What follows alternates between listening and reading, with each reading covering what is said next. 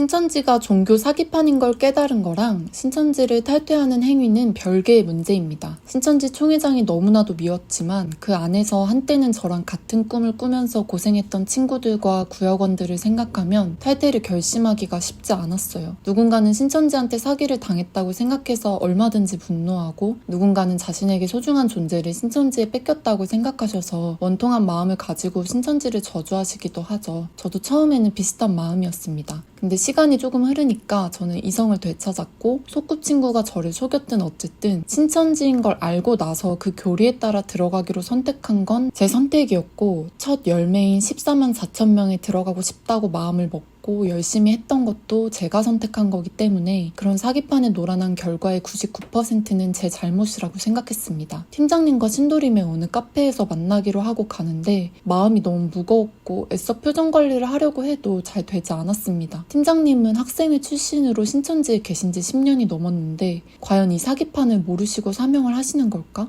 아니면 다 아는데도 가족들이 믿어서, 아니면 정말로 나중에 만에 하나의 가능성을 믿고서 붙어있는 걸까 하는 생각으로 머릿속이 복잡했고 무슨 말을 해야 할지 고민이었어요. 드디어 팀장님을 만나서 인사하는데 그분 표정도 어두우셨어요. 팀장님은 대학부 구역장들 중에 저를 신방하러 오는 일이 있을 거라곤 상상도 하지 않으셨다고 하시면서 애써 웃어 보이셨습니다. 그런 팀장님과의 그간의 추억도 생각하니까 마음이 아리더라고요. 팀장님은 제 열정을 좋아하셨고 항상 제 사정을 이해해 주셨거든요. 윗 사명자들의 지시대로 정신교육을 하거나 혼내시더라도 그 시간이 끝나면 미안하다며 다독여주시던 스윗한 분이었습니다. 그런 팀장님한테 막상 탈퇴 얘기를 꺼내려고 하니까 목에 뭐가 걸린 듯이 말이 한마디도 나오지 않았습니다. 팀장님은 그런 저에게 제 속을 썩이던 양이 얘기를 하셨어요. 한 달 내내 잠수 타고 모든 예배를 빠지던 양이가 제 소식을 접하고 드디어 연락이 돼서 예배도 나오고 있다면서 양이가 저한테 직접 쓴 손편지를 전해주셨습니다. 저는 그 편지를 받으면서 결국 참고 있던 울음이 터지고 말았어요. 팀장님은 어쩔 줄을 모르셨죠. 아무리 말을 꺼내려고 해도 저는 팀장님 얼굴을 보고는 차마 탈퇴 얘기를 할 수가 없었습니다. 머리로는 신천지가 거짓말이라는 걸 아는데 저를 회유하러 온 팀장님을 차갑게 뿌리칠 수가 없었어요. 그렇다고 제가 팀장님 보고 신천지에 대한 모든 진실을 다 확인했다고 팀장님도 보시고 거기를 나오라고 설득할 자신도 없었습니다. 이 영상을 보시는 많은 분들이 저를 겁쟁이라고 비난하셔도 좋습니다. 그래서 울면서 지파이동을 시켜달라고 했습니다. 신천지는 탈퇴는커녕 예배 한 번이라도 빠지면 직속 사명자를 포함한 인도자, 관리자, 교사들한테 연락이 가고 들들 볶는 시스템입니다. 그 유약자들을 비난하지 못하니까 그 사람을 담당하는 사명자들을 책망하면서 모두 다 그 사명자 탓인 양 죄책감이 들게 만들거든요. 저도 제 구역원들 중 유약자들이 많았어서 그게 얼마나 스트레스 받고 실시간으로 수명이 깎이는 느낌이 드는지 잘 알았기 때문에 팀장님과 제 인관교들이 그런 괴로움을 겪게 하고 싶지 않았습니다. 신천지 입장에선 제가 이기적이겠지만 저는 서울 야고보 지파에서 말고 다른 지파 소속으로 탈퇴하려고 결심했었습니다. 팀장님은 저의 그런 속도 모르고 제가 핍박이 너무 심해서 어차피 서울 야고보 지파 성전까지 예배 출석도 못하고 구역 활동도 못할 테니까 현명한 결정인 것 같다고 저를 믿어주셨죠. 저는 최대한 빨리 진행했으면 좋겠다고 했고 팀장님은 알겠다면서 위에 보고 드리고 나서 최대한 빨리 말해주겠다고 했습니다. 그 다음날 이 소식은 제 소꿉친구의 귀에 들어갔고 저는 어차피 팀장님을 먼저 보고 제 인도자를 만나려고 했기 때문에 그 다음날 바로 신도림에서 만났어요. 저를 전도한 소꿉친구는 팀장님과는 달리 저에게 굉장히 화가 나 있었습니다. 제 소꿉친구는 저보다 1년 정도 먼저 엄마한테 신천지 다니는 걸 들켜서 이단 상담소에 끌려간 적이 있었거든요. 그리고 핍박 승리교육에서 가르친 대로 자신은 이겨냈다면서 저보고 똑똑한 애가 왜 답답하게 이러고 있는지 모르겠다면서 어차피 핍박도 심하지 않은데 이 상황을 이겨내야 한다며 열변을 토했죠. 제 소꿉친구가 키가 아담해서 도토리라고 부르겠습니다. 당시에 도토리는 실제로 그렇게 핍박자가 되고 나서 신천지에 대한 믿음이 더 커진 것 같았어요. 저는 그래도 도토리는 제 소꿉친구니까 제가 뭔가 얘기하고 보여주면서 같이 신천지를 나가자고 설득할 계획이었거든요. 근데 친구의 말들을 듣고 표정과 태도를 보니 가망이 없겠더라고요. 그리고 그렇게 말하는 걔한테 저도 화가 났었습니다. 당시에 저는 화가 나면 눈물이 나는 타입이라고 언급했었죠. 저는 또 울면서 그 친구한테 속 마음을 다 털어놨어요. 신천지는 네가 생각하는 곳이 아니라고.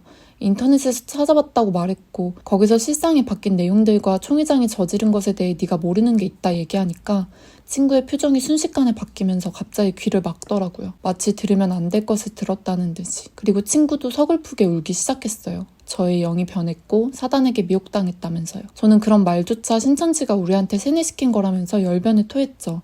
둘 다 울면서 벽 보고 얘기하는 거나 마찬가지였어요. 얘기가 계속되면서 도토리는 이제 저를 경멸하듯 쳐다보기 시작했고 지파이동하고 나서 탈퇴를 하면 후회할 거라고 했죠. 차마 저주를 퍼붓지는 못하는 것 같았고 저보고 어차피 다시 돌아올 거라고 했어요. 저는 그런 친구의 모습을 보고는 같이 나가자고 설득하는 걸 포기했습니다. 저 또한 도토리한테 너도 언젠가 알게 될 거라고 말하고는 황급히 카페를 나왔어요.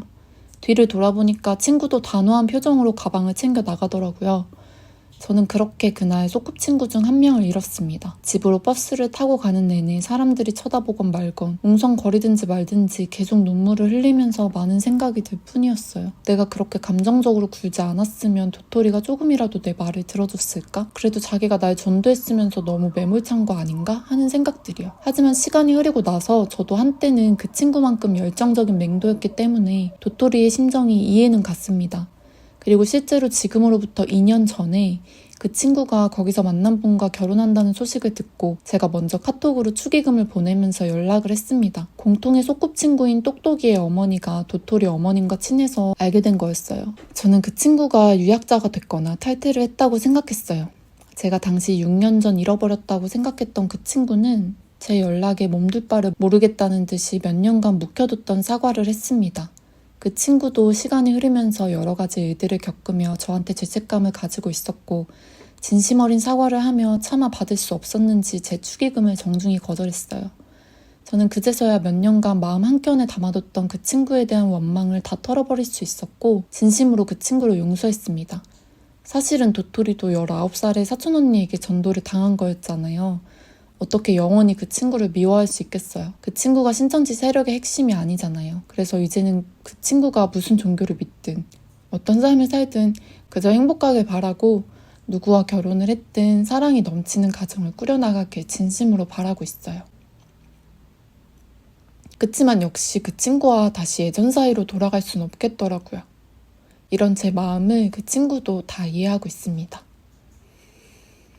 아무튼 2015년 3월이 끝나갈 때쯤 저는 서울 야고보에서 시몬지파로 옮겨졌어요. 저희 본가가 바돌로미 지파와 시몬지파 딱 중간에 있어서 선택권이 있었는데 당시 바돌로미는 12지파 중 실적이 만년 꼴찌였기 때문에 어차피 탈퇴할 건데 바돌로미 지파에서 탈퇴하기에는 조금 불쌍하더라고요.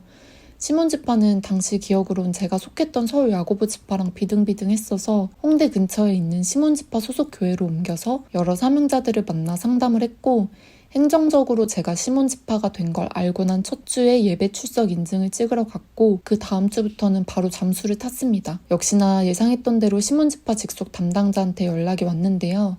그 이야기는 시즌2 마지막 에피소드인 다음 화에서 자세히 말씀드리겠습니다. 시청해주셔서 감사합니다.